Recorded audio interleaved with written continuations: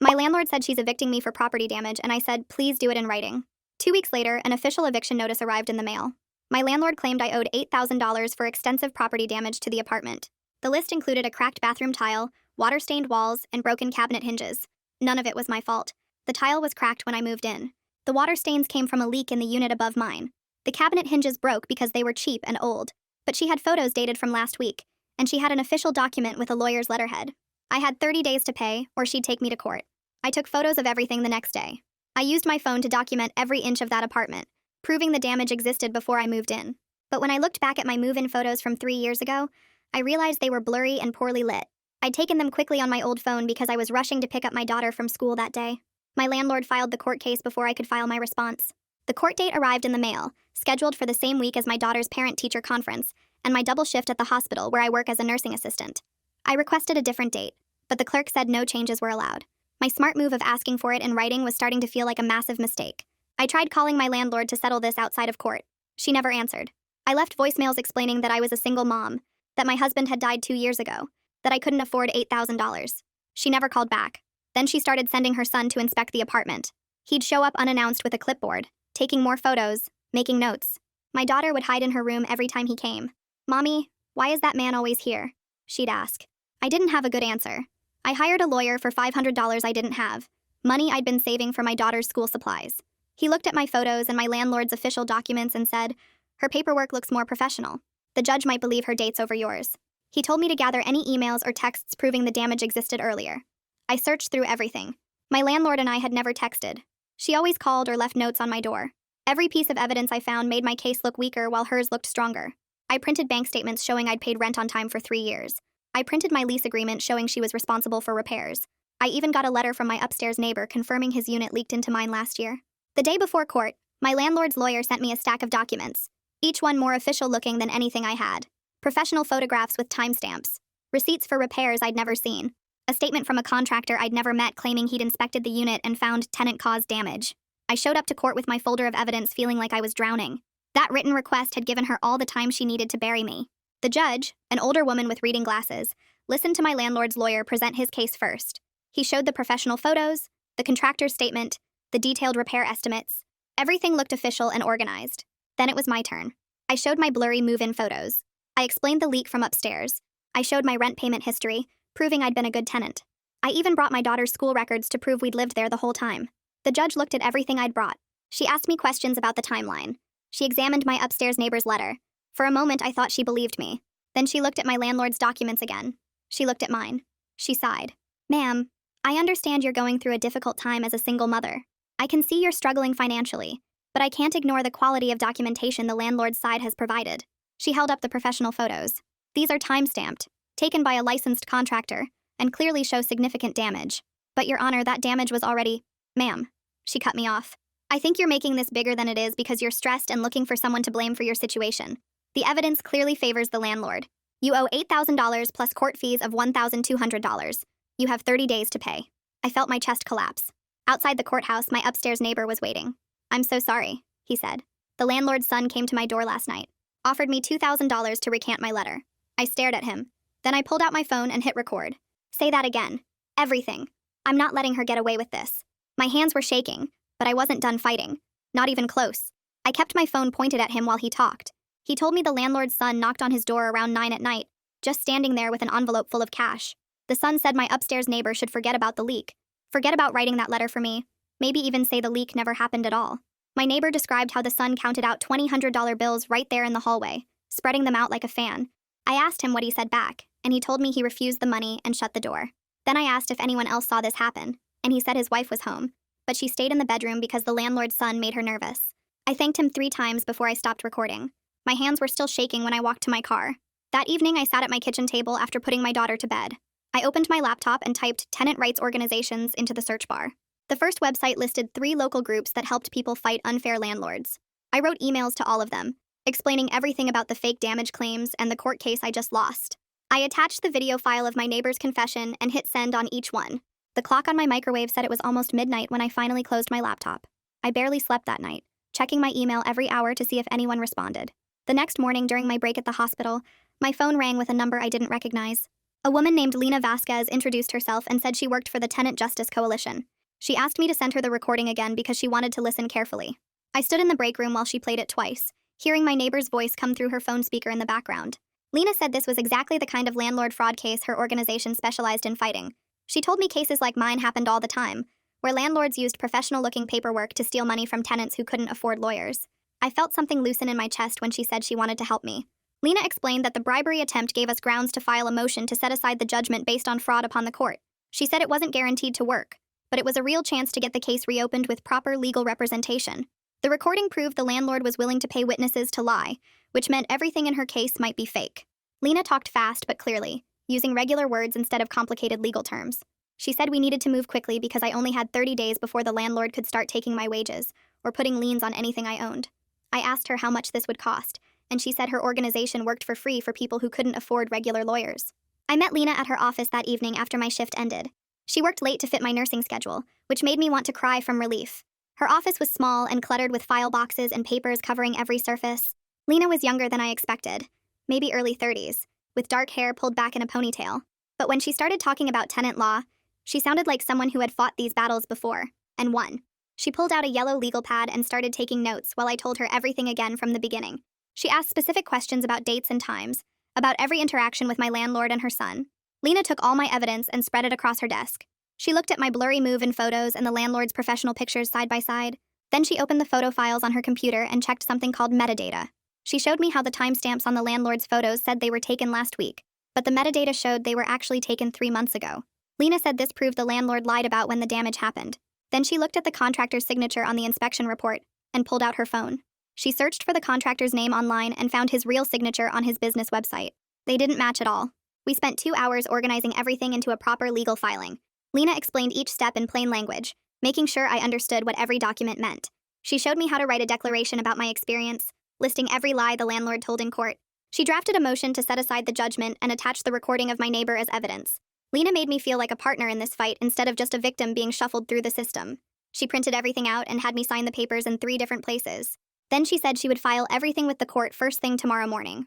That night, I sat on my daughter's bed after tucking her in. I told her we were getting help from people who fight unfair landlords for a living. She looked up at me with her big brown eyes and asked if the scary man would stop coming to our apartment. I promised her we were working on making that happen, that a lawyer was helping us now. She asked if we had to move away, and I said I was doing everything I could to make sure we got to stay in our home. She hugged me tight and said she didn't want to leave her school or her friends. I held her until she fell asleep, then went to my room and cried quietly into my pillow. 3 days later, I was washing dishes when someone knocked hard on my door. I looked through the peephole and saw the landlord's son standing there with his clipboard. My stomach dropped, but I grabbed my phone and opened the recording app before unlocking the door. I also pulled up Lena's number and put my finger on the call button. When I opened the door, I held my phone up where he could see it and calmly told him that all future contact had to go through my attorney. He stared at the phone for a second, then his face got red. He stepped closer to my doorway and said I couldn't tell him what to do in his mother's property. His voice got louder and he pointed his finger at my face. I stayed calm even though my heart was pounding and repeated that all communication had to go through my lawyer now. I said her name clearly so it would be on the recording. He called me a troublemaker and said I was going to regret making things difficult. I kept my phone steady, making sure it captured his threatening tone and the way he was leaning into my doorway. He said his mother owned this building and could make my life hell if she wanted to. I just stood there quietly, letting him talk himself into more trouble while my phone recorded every word and every aggressive movement he made. I closed the door and locked it, then played back the recording to make sure I got everything. His voice came through clear, every threat and angry word captured perfectly. I texted the audio file to myself as backup, then sent it to Lena with a message explaining what just happened. She called me back within 5 minutes and told me this was exactly the kind of evidence we needed, that landlords who act this way usually make more mistakes when they're angry. The next morning, Lena showed up at the courthouse before it even opened, carrying a thick folder of documents. She filed the motion to set aside the judgment, attaching my recording of the upstairs neighbor talking about the bribe attempt, and a detailed explanation of how my landlord lied to the court with fake photos and forged papers. The filing cost $200 that I didn't have, but Lena said her organization would cover it because they knew I was broke and this case mattered. She handed me a copy of everything she filed and walked me through each page, showing me how she laid out all the fraud in legal language that judges would understand. I held those papers like they were made of gold, finally feeling like someone believed me and knew how to fight back. 2 days later, I was at work doing my rounds when my phone rang with a number I recognized. My landlord's name showed up on the screen and my stomach dropped. But I let it go to voicemail because Lena had told me not to answer any calls from her now that I had a lawyer. I finished checking on my patient, then stepped into the break room to listen to the message. Her voice was shaking with anger as she said I had no right to record her son without permission, that what I did was illegal, that she was going to have me arrested for invasion of privacy. She called me a liar and said I was making up stories to avoid paying what I owed. The message went on for almost 3 minutes, her voice getting louder and meaner with every sentence. I saved it and forwarded it straight to Lena, who called me back laughing and said my landlord just violated the rule about contacting someone who has a lawyer. She said this voicemail was more evidence of harassment and would help our case even more. That afternoon, Lena called the contractor whose name was on the damage report, a guy named Ahmad. She put the call on speaker so I could hear. When she asked him about inspecting my apartment building, there was a long silence on the other end. Then he said he'd never heard of that address, had never been to that property, and wanted to know where she got his information. Lena explained about the damage report with his signature and license number on it, and I could hear Ahmad getting angry through the phone. He said someone must have stolen his credentials and forged his name, that this was serious fraud that could cost him his contractor's license if anyone thought he was involved. He asked for copies of the documents and said he would write a statement confirming he never inspected my apartment. Lena thanked him and promised to send everything over that day. After she hung up, she looked at me and said this was the first major crack in my landlord's case, that once we could prove the inspection was fake, the judge would have to question everything else. While we waited for the court to schedule a hearing, I spent every spare minute researching my landlord online. I found her name connected to 3 other apartment buildings scattered around the city, all of them older properties like mine with low rent. I started reading reviews from tenants at those buildings, and saw complaints about surprise damage charges and threats of eviction. One review mentioned getting billed $6,000 for repairs after moving out. Another talked about a landlord who never fixed anything, but always found reasons to keep security deposits. I sat at my kitchen table late at night scrolling through page after page, wondering how many other people she'd done this to, how many tenants paid money they didn't owe because they were too scared or too broke to fight back. The next time I met with Lena, I showed her what I'd found. She looked at the building addresses and the reviews, then suggested I try reaching out to tenant groups at those properties to see if anyone had similar stories. She said patterns of fraud were easier to prove when you could show it happened to multiple people, not just one. So I started spending my lunch breaks at the hospital calling phone numbers I found in online reviews and on community message boards. Most calls went to voicemail or disconnected numbers, but I kept trying. On my 4th day of calls, a woman answered and said her name was Courtney. When I explained who I was and why I was calling, she got quiet for a long time.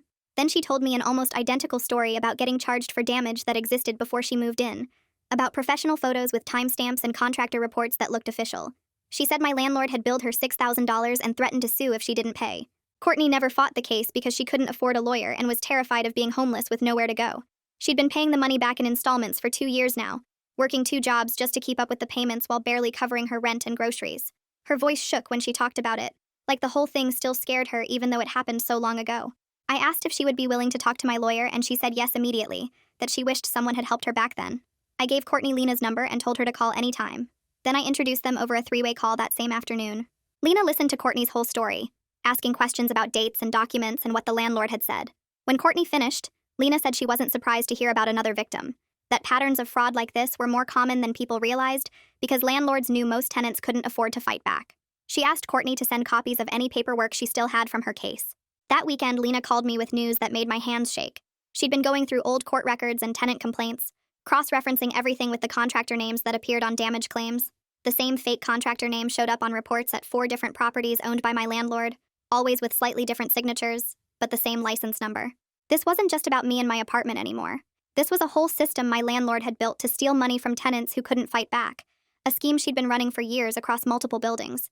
Lena said we had enough evidence now to show this was deliberate fraud, not just a disagreement about who caused some damage. She started drafting an expanded brief that would show the pattern and prove my landlord had lied to the court as part of a bigger criminal operation. The court clerk called me 4 days later to say they scheduled a hearing on our motion for 3 weeks out. I wrote the date on my kitchen calendar in red marker and stared at it for a long time. Lena called that same afternoon to talk about what to expect. She said the landlord would probably bring an expensive lawyer who would try to make everything look like a misunderstanding, or just a mad tenant making up revenge stories. She told me to prepare for them to attack my character and question why I waited so long to come forward with evidence. I asked if we had a real chance of winning and she said yes, but nothing was guaranteed in court. The next morning, I got home from my night shift at the hospital and found a certified letter taped to my apartment door. My hands shook as I opened it. The letter said I had 10 days to vacate the premises, or the sheriff would remove me and my belongings by force. 10 days. I called Lena immediately, not even caring that it was 7 in the morning.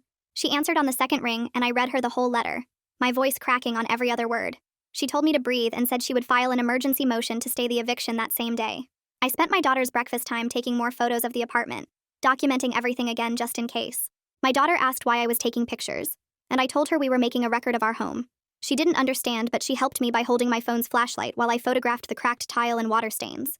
Lena filed the emergency motion by noon and called me to say we had a hearing scheduled for 2 days later. 2 days felt like forever, and also not enough time. I requested the day off work, and my supervisor gave me a hard time about it until I explained I was fighting an illegal eviction. The emergency hearing happened on a Wednesday morning. I sat in the courtroom with Lena while the landlord's lawyer argued that the eviction was legitimate and that my motion was just a delay tactic. The judge, a different one from before, looked tired and skeptical. She kept glancing at her watch like she had somewhere else to be. Then Lena played the recording of my upstairs neighbor describing the bribery attempt. The judge stopped looking at her watch and leaned forward. Lena also submitted Ahmad's signed statement saying he never inspected my apartment and someone forged his credentials. The landlord's lawyer tried to argue that these were just allegations without proof, but the judge cut him off. She said the evidence was serious enough to warrant a full investigation, and she was pausing the eviction until the fraud allegations could be properly examined. I felt something in my chest loosen for the first time in weeks. Walking out of that courthouse, I actually breathed normally instead of feeling like I was drowning. My daughter wouldn't be forced out of her home while we fought this. The judge had actually listened to our evidence instead of just looking at whose paperwork seemed more professional.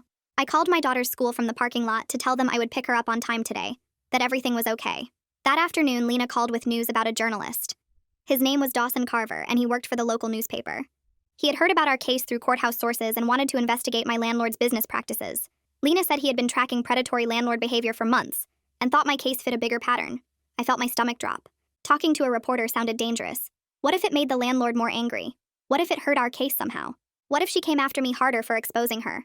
I told Lena I was nervous, and she said that was normal, but that exposure actually helped most of the time. She explained that landlords like mine hated public attention on their practices because it brought scrutiny they couldn't control. Bad press made it harder for them to keep operating the same schemes. I thought about it for a day before agreeing to meet with Dawson. We met at a coffee shop near the hospital on my lunch break. He was younger than I expected, maybe 30, with a notebook and a recorder he asked permission to use. I told him everything from the beginning while he took notes and asked questions. He wanted to know specific dates, amounts, names of everyone involved.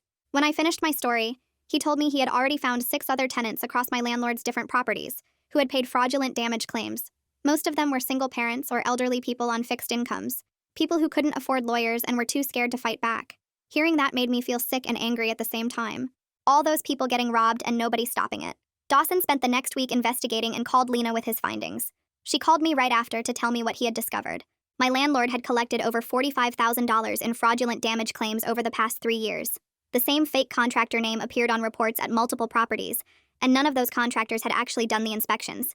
It was a whole system, carefully planned and executed over and over. Lena said she was using Dawson's findings to make our motion stronger. She was arguing now that the court had been tricked as part of a criminal business, not just a simple disagreement between a landlord and tenant. The stakes felt much bigger suddenly. This wasn't just about me and my apartment anymore. Within days of Dawson interviewing people for his article, 2 more of the landlord's tenants contacted Lena directly. They had seen the preliminary research and wanted to know if they could join our case or file their own claims. Lena said we might be looking at a class action situation, multiple victims coming together against the same predator. She told me this terrified landlords more than anything because it meant they couldn't just bully one person into silence anymore. Within a week of Dawson starting his investigation, Lena called me at work with news about a settlement offer. My landlord's attorney had sent her a formal proposal that morning.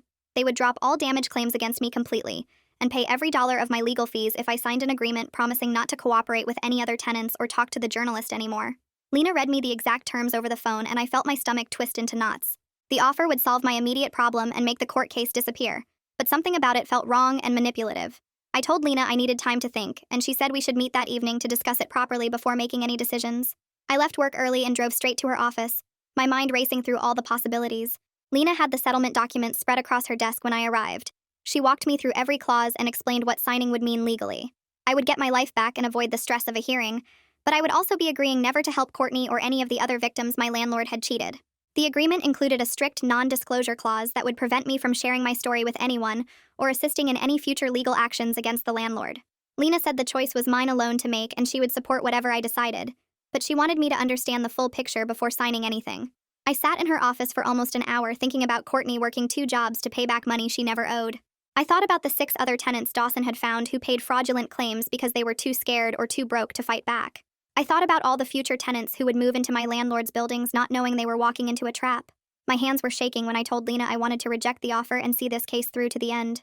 She smiled and said she was proud of me but wanted to make sure I understood the risks. Going forward meant facing my landlord in court again, enduring more stress and uncertainty, and possibly losing if the judge didn't believe our evidence. I told her I understood all of that, but I couldn't take money to stay quiet while other people suffered. Lena spent the next 3 days preparing an expanded legal brief that included evidence of the fraud pattern across multiple properties. She attached Ahmad's affidavit about his stolen credentials, statements from Courtney and 2 other victims, and detailed analysis of the forged contractor signatures. The brief was 40 pages long with exhibits, and made our case look professional and thorough, instead of desperate and disorganized. We filed it with the court along with our formal rejection of the settlement offer. My landlord's attorney called Lena the day after we filed, apparently shocked that we had turned down their offer. The night before the hearing, I could barely sleep at all. I lay in bed reviewing everything I might need to say if the judge asked me questions. I practiced staying calm and factual in my head, going over the timeline of events and the evidence we had gathered. Every time I closed my eyes, I saw the first judge's face when she ruled against me, and fear would shoot through my chest, making my heart race. I got up around 3 in the morning and made coffee, then sat at my kitchen table going through my folder of documents one more time. My daughter found me there when she woke up for school. She could tell I was stressed and worried, so she spent her morning making me a card with her crayons. It had a big heart in the middle and said, "You're the best mom," in her careful handwriting with smaller hearts drawn all around the edges. I put that card right in my folder of evidence so I would see it during the hearing and remember exactly why I was fighting so hard. The hearing started at 9 in the morning and lasted 3 full hours. My landlord brought the same expensive attorney who had offered us the settlement. He stood up first and tried to get our expanded brief thrown out, arguing that we were bringing in irrelevant information about other properties to prejudice the judge against his client. Lena stood up and calmly explained that the pattern of fraud was directly relevant because it proved the damage claim against me was part of a systematic scheme, not an honest dispute. The judge allowed our brief to stand and told the landlord's attorney to proceed with his defense. He spent the next hour trying to discredit everything we had presented. He claimed the recording of the bribery attempt might have been edited or taken out of context. He argued that the forged contractor signature on my damage report was probably just a clerical error by someone in his client's office, not proof of intentional fraud. He brought up my blurry move-in photos again and suggested I was an unreliable tenant trying to avoid paying for damage I had actually caused. Lena tore apart each excuse with documented evidence and clear logic. She played the full unedited recording showing there was no way to misinterpret the bribery offer. She presented handwriting analysis comparing the forged signature to Ahmad's real signature, proving they were completely different. She showed the judge side-by-side photos of damage reports from 4 different properties, all using the same fake contractor name with the same forged signature. Ahmad testified first when it was our turn to present witnesses. He sat in the witness chair looking professional in a button-down shirt and explained how he discovered his contractor license number had been used on inspection reports he never wrote. He brought copies of his actual work logs showing he was on completely different job sites when my apartment was supposedly inspected. The landlord's attorney tried to suggest Ahmad might have forgotten doing the inspection, but Ahmad stayed calm and pointed out that he keeps detailed records of every single job, and my address never appeared in his files. Courtney testified next about her identical experience in a different building owned by my landlord. She described getting charged $6,000 for pre-existing damage with the same professional photos and fake contractor reports. She explained how she paid the money because she was scared of being homeless and didn't know she had any rights to fight back. Her voice shook when she talked about still struggling financially 2 years later because of that fraudulent charge. My upstairs neighbor testified after Courtney and told the judge about the leak from his unit that caused the water damage in my apartment. He explained how my landlord never properly fixed the leak and how her son had offered him $2,000 to recant his letter confirming the leak existed. The landlord's attorney tried to make him seem like an unreliable witness with a grudge, but my neighbor stayed firm and repeated his story exactly the same way every time. When it was my turn to testify, I walked to the witness chair feeling like my legs might give out. Lena asked me questions about being a tenant for 3 years, and I told the judge about my perfect rent payment history and how I had always reported problems immediately. I talked about my husband dying 2 years ago and working double shifts at the hospital to support my daughter. I explained the terror of facing homelessness over damage I didn't cause, of watching my daughter hide in her room every time the landlord's son showed up for another inspection. My voice cracked when I described using my daughter's school supply money to hire my first lawyer, but I kept going and finished everything I needed to say. The landlord's attorney stood up for cross-examination and tried to paint me as a bitter tenant making up elaborate stories because I was angry about losing my first court case. He suggested I was financially desperate and willing to lie to avoid paying what I owed. He implied that I had coached the other witnesses and manipulated the evidence to create a false narrative. Then Lena stood up and asked to play one more piece of evidence.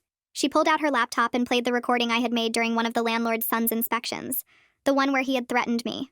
His voice came through the courtroom speakers telling me I would regret fighting his mother, that she had lawyers and money and would destroy me in court. The judge's expression changed completely as she listened to the recording. Her mouth pressed into a thin line and her eyes narrowed, and she looked at the landlord and her attorney with an expression that made my chest fill with hope for the first time in months. The judge set her glasses down on the bench and looked directly at my landlord with an expression I had never seen a judge make before. She announced a 15-minute recess to review all the evidence and left the courtroom through the door behind her bench. I walked out into the hallway on legs that felt like they might give out any second. Lena followed me, and we sat on a wooden bench against the wall. My stomach twisted and churned, and I kept swallowing hard to keep from throwing up right there in the courthouse hallway. Lena put her hand on my shoulder, but I could barely feel it because my whole body had gone numb with anxiety. I watched other people walk past us, lawyers in suits carrying briefcases, families waiting for their own court cases, and I wondered if any of them could see how badly I was falling apart inside. Those 15 minutes stretched out forever, like time had slowed down just to torture me. I checked my phone every 30 seconds, even though I knew it wouldn't make the time go faster. My hands were shaking so much I almost dropped my phone twice. Lena tried to make small talk about how well the hearing had gone, but I couldn't focus on her words because my brain kept replaying every moment of the testimony and wondering if it was enough. Finally, the bailiff came out and told us the judge was ready. We walked back into the courtroom, and I sat down at our table feeling like I might pass out. The judge came back in, and everyone stood up until she told us to sit. She looked at the papers in front of her for what felt like another hour, but was probably only a few seconds. Then she started talking, and her voice was firm and clear. She said she was setting aside the original judgment because the evidence clearly showed fraud upon the court through forged documents and witness tampering. My brain took a second to process what she had just said. She was setting it aside. She believed me. The landlord's lawyer stood up and tried to object, but the judge held up her hand and told him to sit down. She said the contractor's forged signature, the bribery attempt caught on recording, and the pattern of identical claims across multiple properties all pointed to a systematic fraud scheme. She said my landlord had deceived the court with false evidence, and that was one of the most serious violations a party could commit in legal proceedings.